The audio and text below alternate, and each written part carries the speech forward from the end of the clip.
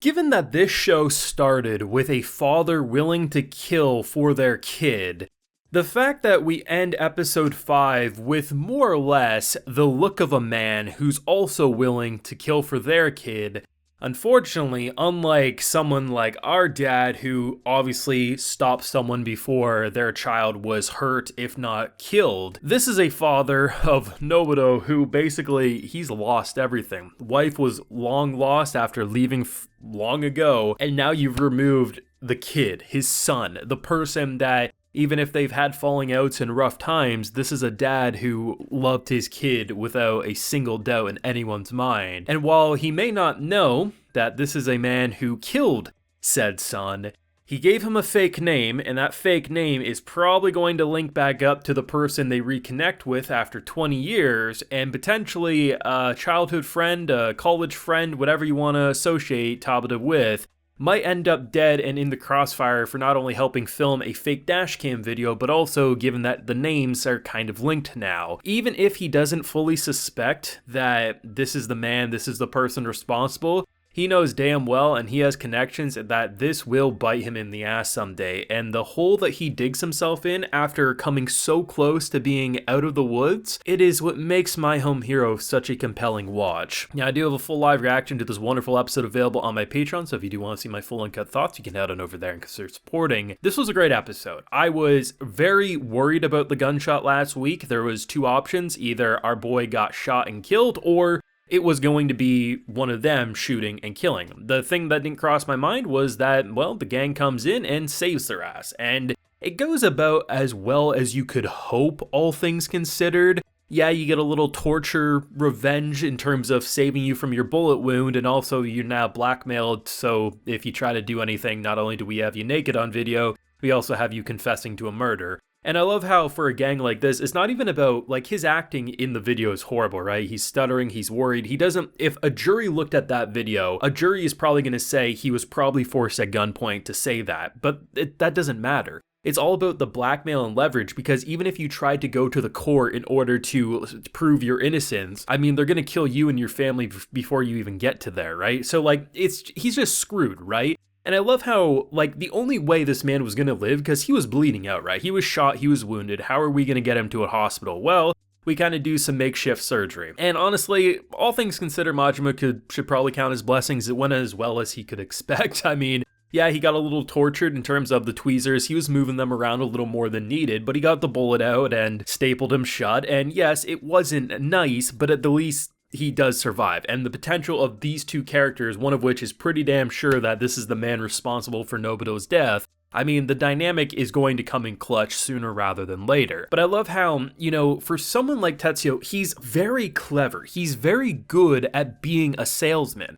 That car ride back, he's starting to blend in a lot more naturally. So one of the people watching him, what does he do? Hey, do you want to give me a ride? Well, you think I'm a cab? Well, I mean, you're watching me anyway. Would you rather me take the train? Okay. It just is a natural way to get in. And then over the course of the car ride, you know, he starts telling office stories, and you can see the genuine bond there. And he's trying to get information because in order to reset the password, he needs to know the name of the dog. And turns out, no time for dogs in present day, so we're probably gonna have to go to family time, right? I was thinking mother, but now knowing mother's out of the picture, I guess we're gonna have to pry information from the dad, and that's gonna get spicy. The one person who might know about the childhood pet is the one who's already suspicious of you because most likely that was a fake name.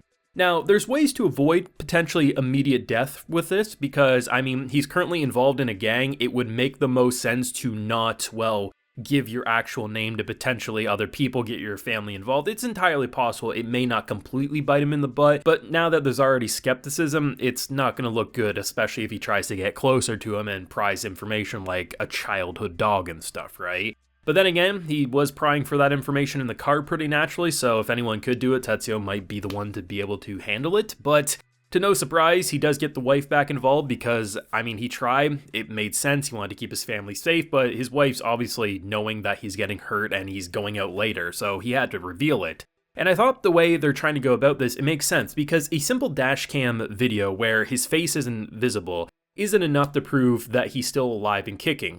But if you combine that with social media presence and emails and all the like, I mean, there's enough here that could extend 3 days into a few weeks to a few months to keep the timeline going before he's completely screwed and is going to get killed, right? And I think the idea of bringing in someone who at first I was like, oh, he looks exactly like the dude we killed. Of course, 20 years goes by, you look a lot different, and I love the idea of the wig. This was a really tense situation because I was like waiting for a gun to get drawn, honestly. It just felt like a really unnatural situation where the wife's trying to say, no, yeah, you're a professional, but we want a dash cam video. Yeah, but I'm the professional here, like a drone is what you want to do. Okay, yeah, so you're gonna owe me like $2,000 or something. It's like, well, actually you owe us from 20 years ago.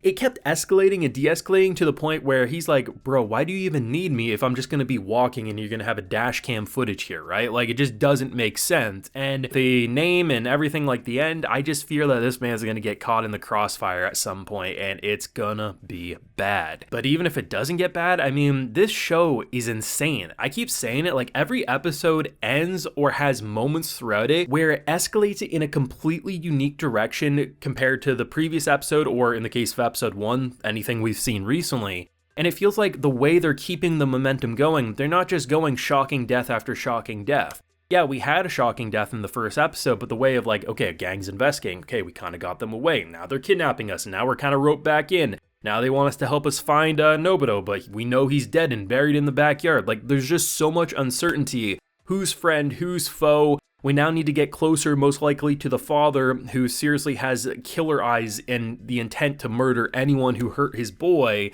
The fact that we're going to need him if we want to learn about the childhood dog or cat or whatever the hell the childhood pet is, right? I mean, it just ain't looking good. I mean, everyone always brings up, like, what's the most underrated show of a season? And it's always funny when it's, like, a big name show. Like, I'll see people be like, oh yeah, Hell's Paradise, the most underrated show of the season. I'm like, what are you talking about? Everyone and their mothers is loving Hell's Paradise because it's an amazing show. But I think series like My Home Hero are the ones that really should get that label of most underrated of the season, because seriously, like, there was some handful of comments that ripped into production in the earlier episodes, like the first couple, but I've always said, like, I like the way this looks. You look at that moment when he's about to go into the bar, like, the detail to the background art doesn't need to go as hard as they do, as unique as they do, but it gives it such a unique style and presence.